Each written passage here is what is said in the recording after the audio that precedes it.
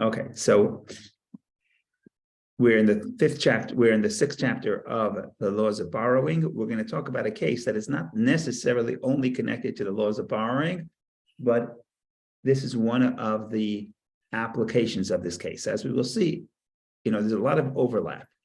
You see that Rambam has like this. He has the laws of borrowing. He has the laws of, in general, what he calls the laws of Toyin Benitan, where there's the laws of the claimant, with a plaintiff and the defendant. In other words, there's a concept of claims in general. So there's some overlap that some of the things I've repeated in the context of claims, sort of generic claims, and there's claims that those same generic claims can play out in the context of a borrower or someone damaging. So in these two books of the Rambam, the laws of last three books really, laws of damages, the laws of kinyan, which is acquisition, and the laws of what he calls mishpatim, civil law, you have some degree of repetition. And here's the case in point. So we're going to a very basic concept. In general, we know that when it comes to movable object, when it comes to an object that is not property, in general, we know that there's possession. And possession is a very important indicator. In English, in American law, you say it's 9/10 of the law. But in many cases, in Jewish law, it's the law. In other words, the fact that you have it means that it's yours. If somebody wants to prove that it's theirs, the burden of proof is upon the other person. In language of the Talmud, the person who wants to extract from his friend, the burden of proof is upon the extractor, the one who wants to take out. But I have something, we assume it's mine. We know, what about the fact that we know this used to belong to your grandmother? Okay, but that's a movable object. You sold it to me, or you gave it to me. So the fact that we know that it was yours 2 weeks ago doesn't mean that it's yours today. So in general, that's a general rule, and it's logical, but it's also, I don't know how you can run a society otherwise, right? If I have to prove that every object that is in my possession is mine, that would be too burdensome, too cumbersome, too burdensome to run a society. And we know this because we talk about this in one of the first pieces of Talmud that people learn. Probably one of the most famous pieces of the Mishnah is two people holding a garment. That's the scenario. Shnai Merchas and Betalis, two people holding a garment, what do you do? And the reason why it's complicated is if one person is holding a garment, there's no question. Because you're holding the garment, it's in your possession. The other person wants it, go prove that it's theirs. But two people holding a garment, okay, that's the difficulty. So that's probably one of the most important, most famous Mishnahs, certainly when it comes to monetary law. So here we have that, but like every law, it's law. So every law has to have an exception. And what are the exceptions? The exception is that there are certain types of scenarios where possession does not imply ownership. It's a movable object. Its possession does not imply ownership. And the reason is going to be self-evident once we give the reason. What are we talking about? See if you have any guesses. You have any guesses, Vicky? A guess of where I could have something, but that itself is not considered. My possession is not considered possession. Go ahead. Well, I had a different question. Okay. Question was about timing. For example, if I borrowed a book yesterday from you and today I claim it's mine, so is it mine? So you borrow. So that's exactly what we're going in today. That's exactly what we're going to discuss today. And the short answer is it depends.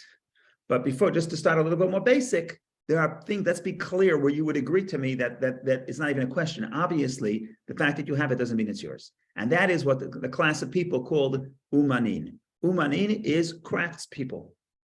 You go to the tailor, and I give my suit to the tailor. Tomorrow, the tailor says it's mine. We assume that we can't trust the tailor. Why can't we trust the tailor? You're a tailor. Everybody brings you their stuff. So the fact that you have it doesn't mean that it's yours. You're right. I think you would agree with me. There is an exception. There is a scenario. Everything is layered. Everything's layered. So there is a scenario. Okay, so let's keep that simple. Let's keep that simple. That's the logic. The logic is if we know you have it, I walk by the cleaners and I see my suit and it's hanging in the window. I walk in, I say, can I have my suit? The guy says, what do you mean? It's mine. I have it, possession. I don't have to prove that it's mine if you gave it to me. We say, no. You're a uman, you're a craftsman. You don't have a chazaka, you don't have possession by the fact that it's sitting there. Shoemaker, right? I go to the shoemaker. I see my beautiful pair of boots. And the guy says, oh, you sold it to me. I said, what are you talking about? You're a uman, you're a craftsman, you don't have a chazaka. Now, like everything else in Talmud, it gets a little bit complicated. What does it get complicated?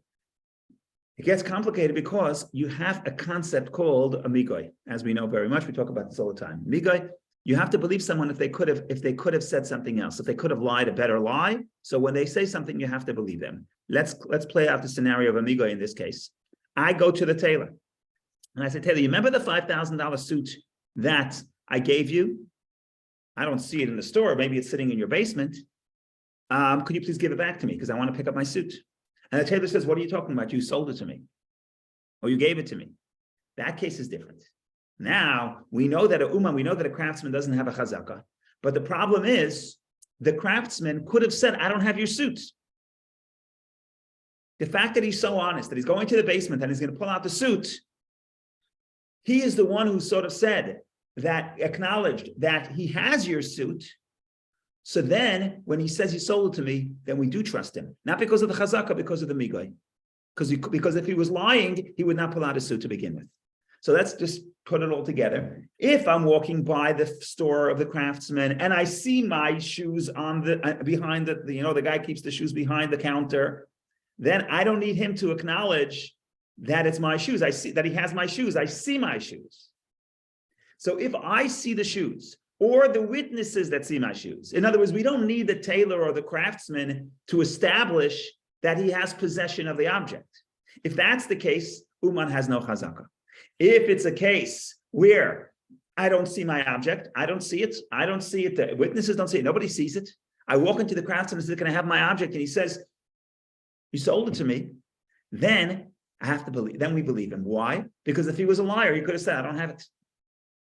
So it all depends. It's a small detail. How do we know that the craftsman has my object to begin with? If we know it only by the admission of the craftsman, then we have to trust the craftsman. If we know it from external evidence, then we don't have to trust it. We don't trust the craftsman because we fall back on the idea that a craftsman, has no chazaka. So far, so good. Now let's go to the case where Vicky's case. What's the case? We're talking about the laws of guardians. So I ask you, could you please guard my object? Then I come back from my vacation. I come back from my ski trip because the holiday weekend was yesterday. The holiday was yesterday. I come back this morning. Wonderful. I'm going to go get my object back. I come to you and Vicky says, no, you sold it to me. So what do we do?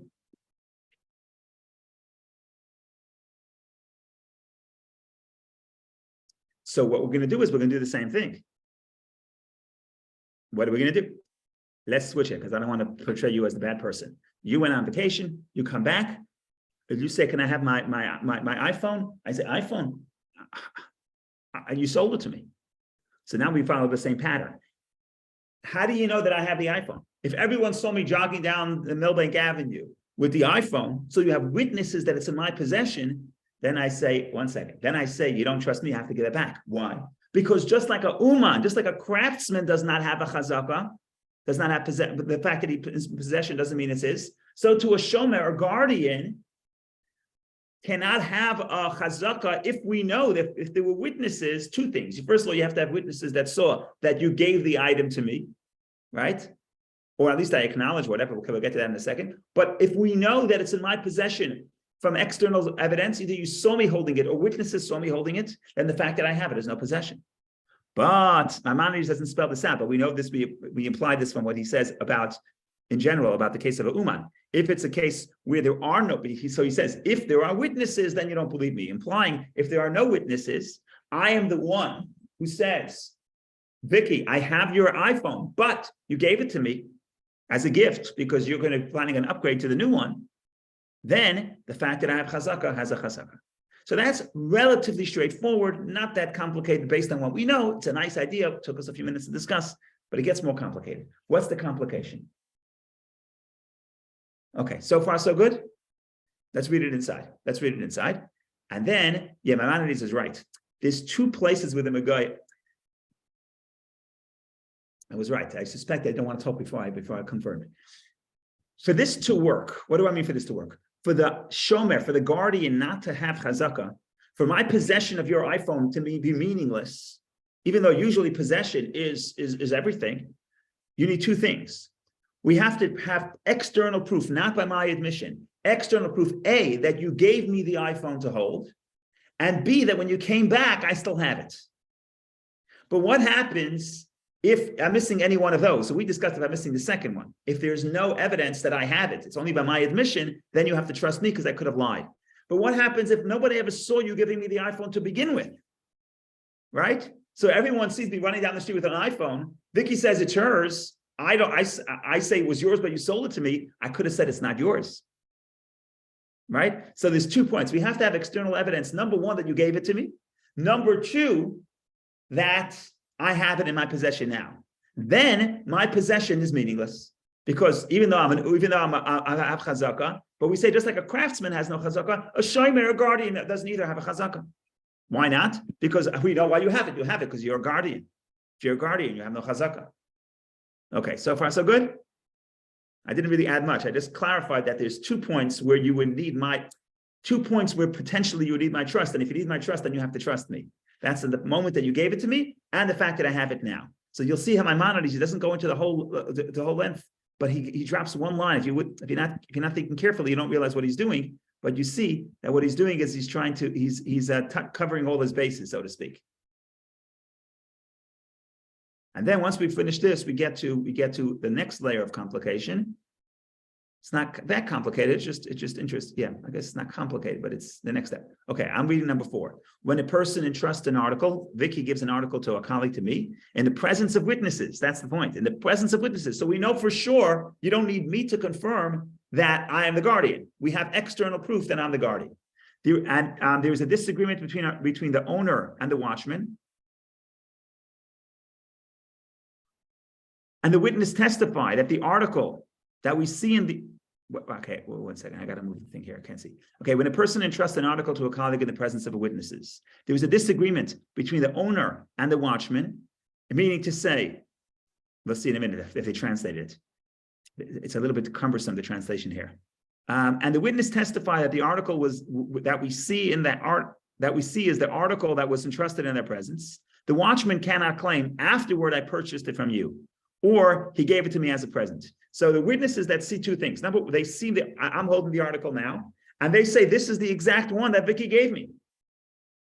Okay, so now I can't say, I have it, you sold it to me and you gave it to me, and my possession is proof, because because possession is not proof, because I am a guardian, I am like an uman, I'm like a craftsman. Now, but again, for this to work, Maimonides just planted 2 things. He said there are witnesses in the beginning, there are witnesses in the end. At the end, and one more point that I failed to highlight is they have to say it's the same item. Okay, now we get to the next level of complication, but for this I have to plug into the wall. Well, in the case of the iPhone, it's very easy to prove because if Correct. it belongs to another company, I mean, you have the trace of your possession prior. Yeah, but I guess I could say, let's say it was wiped clean, and I say you sold me your used iPhone. So the fact that you need the witnesses we know it was yours. We know last year it was yours. That's not the question. But we need witnesses that saw that you're giving it to me, appointing me as a guardian. I think that's the key, right? So they saw me appointing me as a guardian, because otherwise you gave me your iPhone. And you're right. Today it's much easier. Today with electronic, everybody's being monitored 24/7. So it's much easier to see this kind of stuff. But even today, you would say that, no, I can argue that you wiped your phone clean and you gave it to me. So we would need witnesses that say that you gave it to me as a guardian, not because you decide that you want to buy a new one and you're so conscious of the environment, so you don't want to throw it in the garbage, so you gave it to me. Well, the other thing also kind of bothers me, that we discuss in witnesses so much and never discuss a written contract or any written proof. Correct. You could do the same thing with a written contract. I think it's just less likely. Because to write a contract, you have to go and it's much more complicated. Here, remember, it's not like today where everybody's living in their own house and you're living on a half an acre and you don't see people, right? If in the old shtetl or in other circumstances, I come to your house, there are other people in your house. There are your neighbors, and I'm giving you my cow. I bring my cow to your house. You bring your cow to my house. It makes a commotion. Everyone says, "Oh, you have a new cow. Oh, you're going out of town. Very nice to know. You're going on vacation. Who goes on vacation in this town? Oh, you must be, you won the lottery, right?" So it's a different setting. It's easier to find witnesses. I think it's just the way people lived, right? Today, yeah, the same law would apply with a document. If there's a document, it's the same story, correct? Okay, now what happens is like this. So we know, assuming we touch all the bases, that there are witnesses before, witnesses after, let's stay simple. We say a guardian has no chazaka. What happens if the guardian died? And now it becomes very, very problematic. Why it becomes very, very problematic? Because in general, the sages are very careful to protect the assets of orphans. In other words, when it comes to an orphan, it's very interesting. The orphan cannot really make any claims because he doesn't know. So let's say somebody comes and says, I loaned your father $1,000, now he died. I want to collect from the estate. And here's my document. What do the sages say? Slow it down. We need a much higher burden of proof. We have to wait for the orphans to grow up. We need a much higher burden of proof because the orphans don't know. What are they going to say? They can't claim I paid you back. They can't claim it's a forgery. They simply don't know, right? So when it comes to the orphans, in general, the sages almost drop the regular laws of resolving disputes, and they protect the orphans whenever they can. Okay, so now you have the orphans of the guardian. The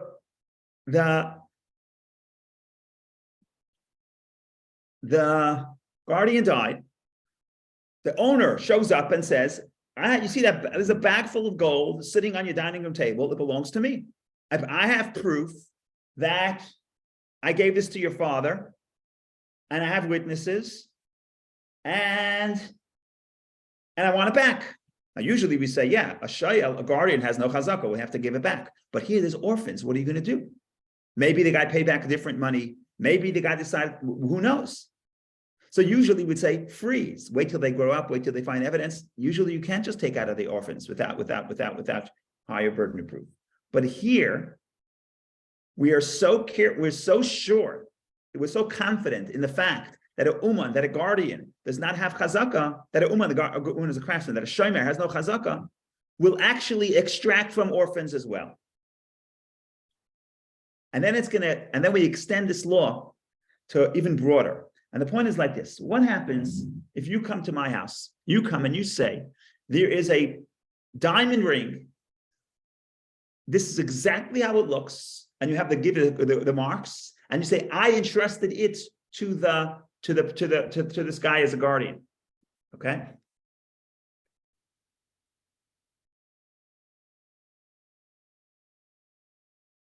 There's no witnesses. Nobody knows. It's not like the first case with people know. Nobody knows. How do I know? The orphans don't know, so the orphans have no proof. The orphans can't make a claim. So we say in some cases, we'll give you your diamond ring. But there's really three conditions that have to be met. Number one, you have to have simanim, what they call simanim muvhakim, precise signs.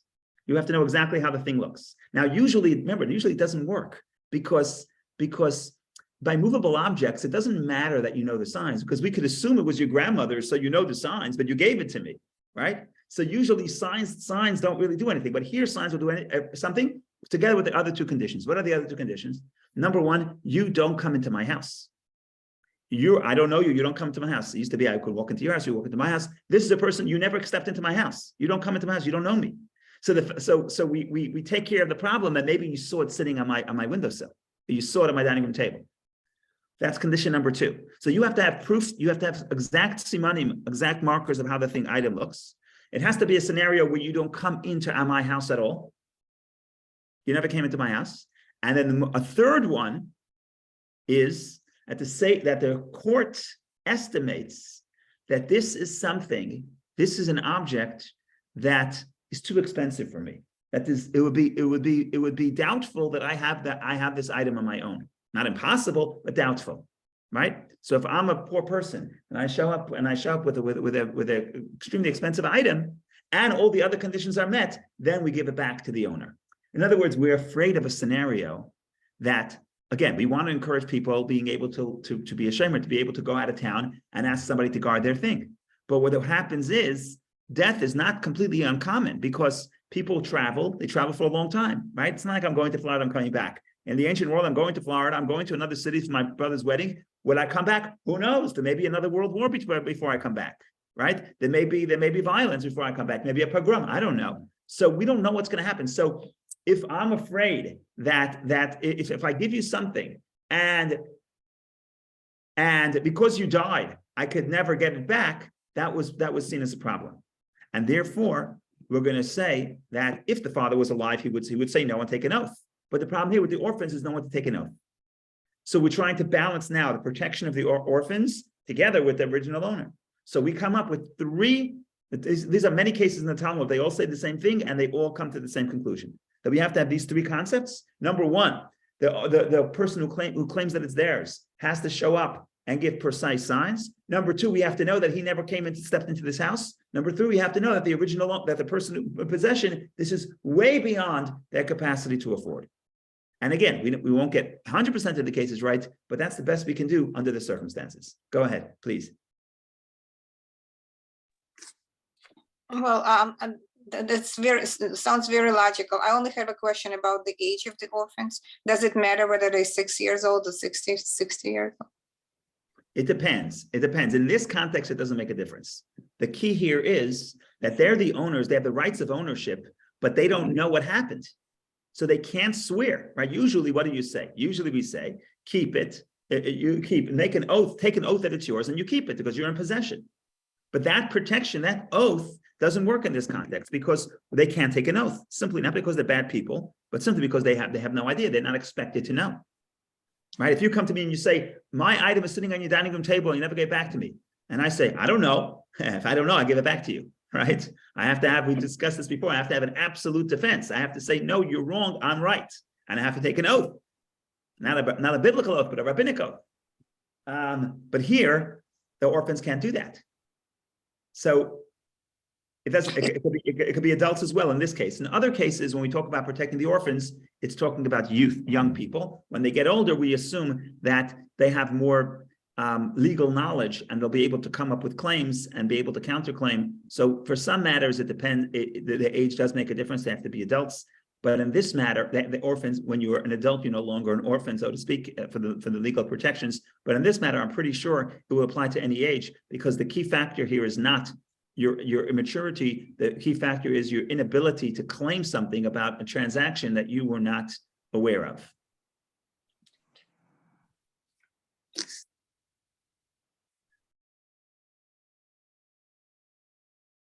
Okay, so we did the beginning of 4. Let's continue. Let's finish this piece, and then we'll see. We'll go. We may have the last paragraph of 4 may be another layer of complication. So I don't know if we'll read that, but at least this is a little bit fun because again, let's not get distracted by the big idea. The big idea is what? The big idea is that while in general we say that possession, chazaka, if you're in possession of it, it's proof. If it's a movable object, there are exceptions, and one exception, the exception that's relevant to us, is that a shomer, a guardian, assuming we know he's a guardian, has no chazaka, and this is so powerful that we'll even extract from orphans under certain circumstances, even though usually we go out of our way to protect the orphans.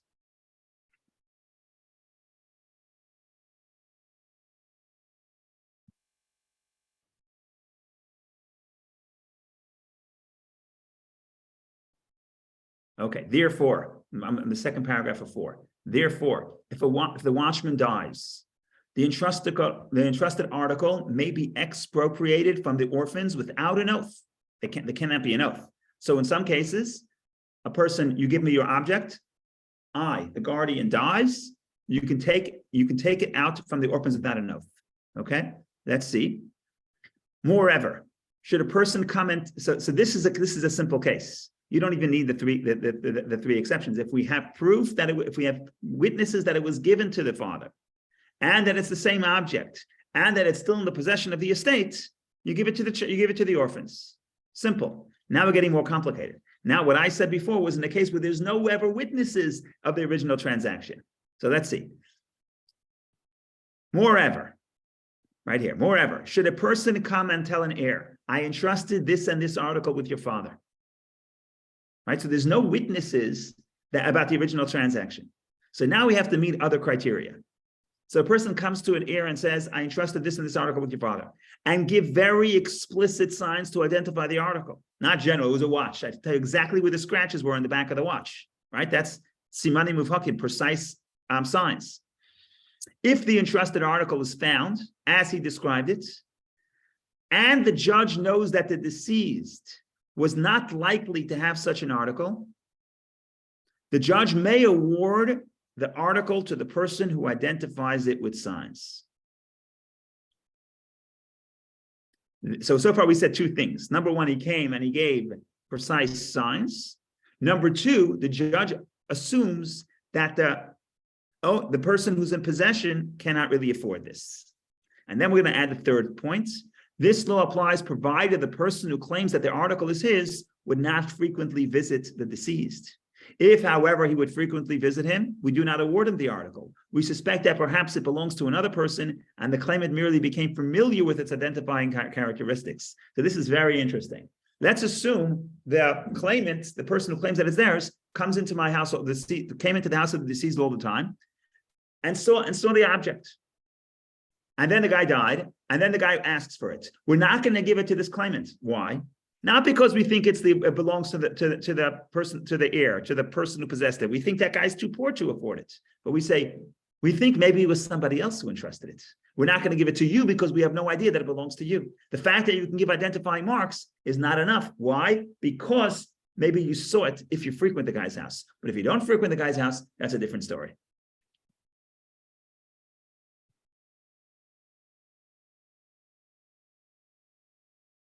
This is beautiful, beautiful, beautiful, beautiful. This is an example. The next paragraph is an example where we protect the interests of the orphans, even in the face of witnesses. So, and this is a broader subject. We should talk about it another time. About what's the word I'm looking for? There's a word for this. It's called judicial. I don't know what the word, but it's the judicial latitude. In other words, how much could the judge rely on his own estimation and how much has to be actual evidence? So in the American system, the judge has a lot more latitude. In the Jewish system, the place for the judge to rule is much more limited. But here is an example. So let's read a little bit. If witnesses come and testify that the deceased is not likely to have owned the article, we do not expropriate the article from the orphans because of their testimony. For their estimation of the deceased financial capacity is not necessarily that of the judge. And the judge should follow only information that he feels he can rely only, as will be explained in the Hilchah Sanhedrin. This is fascinating. So what happens is like this. That if witnesses come and say, we think this guy was too poor to own this gold watch, to own this diamond ring, the judge cannot expropriate from the orphans, because witnesses, maybe you're wrong, maybe you don't know, maybe you thought he has no money, but really he has money under his pillow. You don't know. You can't testify to the other person's financial situation. If the judge knows, how he knows is another story. If he himself, if that's his estimation, then he can rely on his own estimation. And this goes to Hilchah Sanhedrin, the laws of Sanhedrin, and there is a whole discussion of whether or not a judge could rely on his own opinion. It's a fascinating subject. God willing, after JLI, remind me, and we'll dedicate a time for that, because that's a fascinating discussion.